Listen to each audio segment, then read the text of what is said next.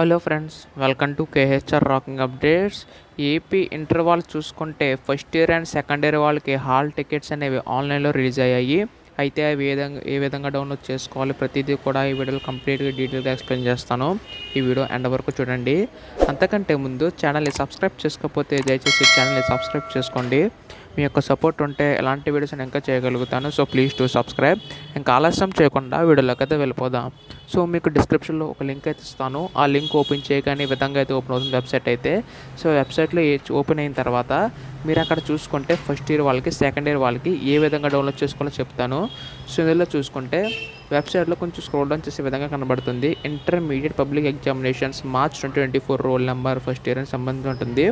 So first year వాళ్ళు అయితే SSC hall ticket number enter చేసి తర్వాత డేట్ ఆఫ్ బర్త్ కానీ నేమ్ కానీ ఎంటర్ చేసి క్యాప్చర్ అయితే ఎంటర్ చేయవలసి ఉంటుంది. ఆ తర్వాత డౌన్లోడ్ హాల్ టికెట్ మీద క్లిక్ చేస్తే హాల్ టికెట్ డౌన్లోడ్ అవుతుంది. అండ్ సెకండ్ ఇయర్ వాళ్ళు చూసుకుంటే ఇక్కడ first year hall ticket enter చేయమన్నారు కదా. సో సెకండ్ ఇయర్ వాళ్ళకి ఫస్ట్ ఇయర్ హాల్ టికెట్ ఏదైతే ఉందో ఎంటర్ చేసి ఆ వాళ్ళు కూడా డేట్ ఆఫ్ బర్త్ కానీ నేమ్ కానీ ఎంటర్ చేస్తే తర్వాత అక్కడ క్యాప్చర్ ఎంటర్ చేసి డౌన్లోడ్ హాల్ టికెట్ కూడా డౌన్లోడ్ అయిపోతుంది. సో ఈ విధంగా అయితే ఈజీగా డౌన్లోడ్ అయితే చేసుకోవచ్చు. ప్రజెంట్ అయితే సర్వర్ అయితే బిజీగా అయితే ఉంది.